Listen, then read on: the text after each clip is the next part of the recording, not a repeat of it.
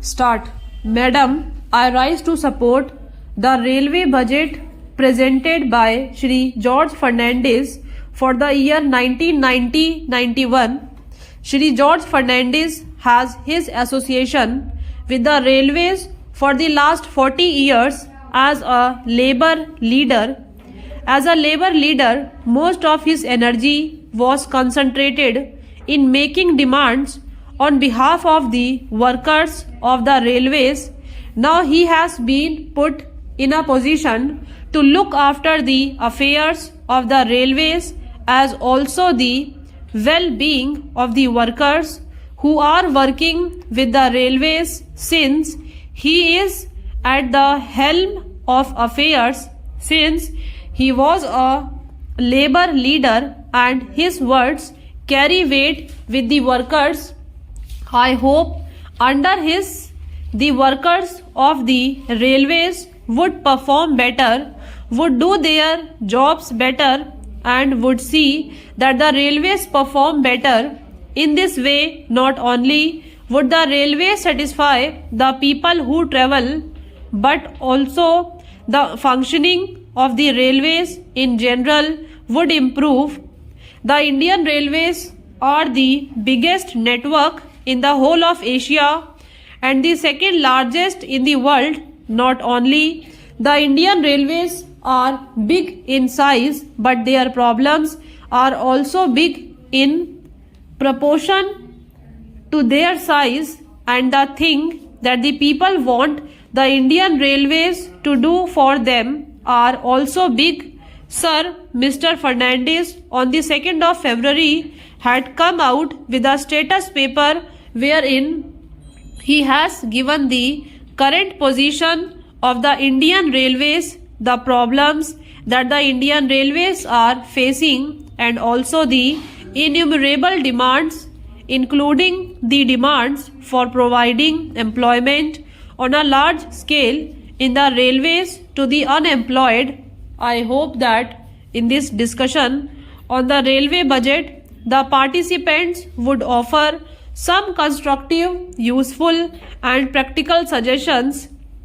Mr. George Fernandez, when he had to prepare and present this budget, had very little time to do that, probably less than 100 days.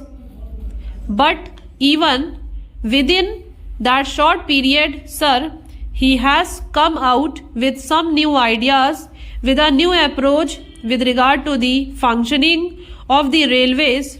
He has laid emphasis in the budget or modernization on energy conservation and of computerization whenever it is necessary, though he has expressed his helplessness in providing more jobs to the unemployed in the railways. He has tried to generate jobs outside the railways with the help of the railways. In it may relate to afforestation and things like that. He has extended the computerization of bookings from the present 4 metropolitan cities to 5 more cities, among which Bangalore is included. Whenever an air accident takes place, the compensation that is paid is very high.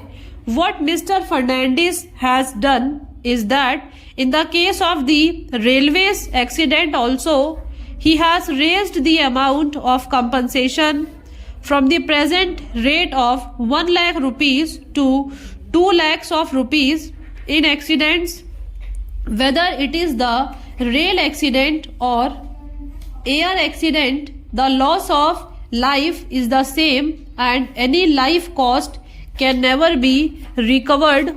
Another thing that is to be welcomed is that he is going to provide more accommodation and more seats to the second class passengers by gradually withdrawing the first class AC coaches and the first class coaches. I hope while withdrawing these facilities and extending them to the second class passengers, the existing comforts and facilities of the second class would further improve. I hope in all second class carriages, cushion seats are going to be provided. Socialism is not leveling down, but socialism is leveling up.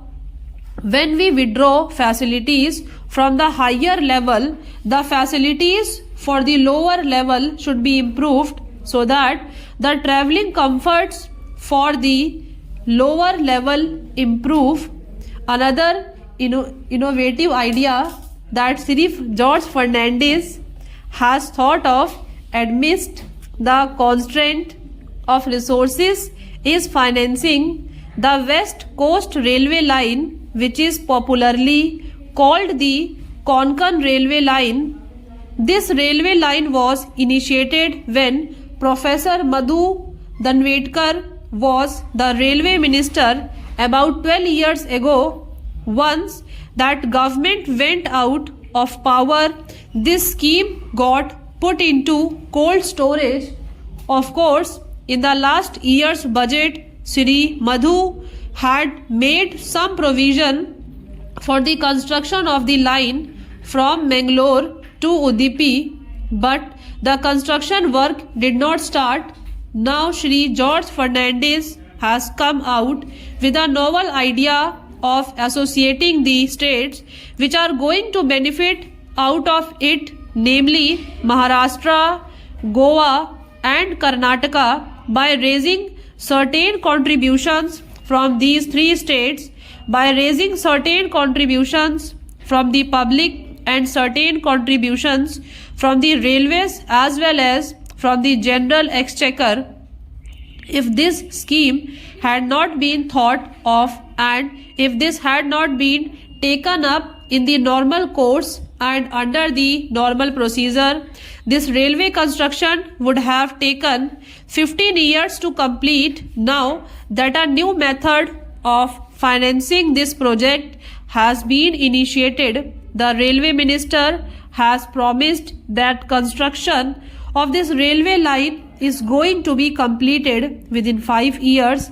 I wish that this scheme succeeds, not that it succeeds for the sake of the Konkan Railway, but this would open up a new era for taking up other essential constructions where those projects could not be taken up because of shortage of funds.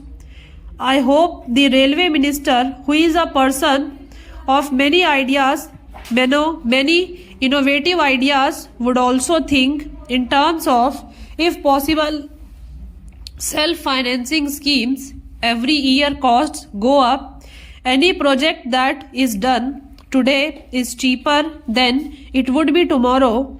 He in his status paper has asked whether the money should come from the central government or whether it should come from the Railway Finance Corporation or from market borrowings, where it is going to cost a little more. In any case, I personally feel that these projects, important projects, should not lag behind on the ground of funds not coming from the central government or state governments.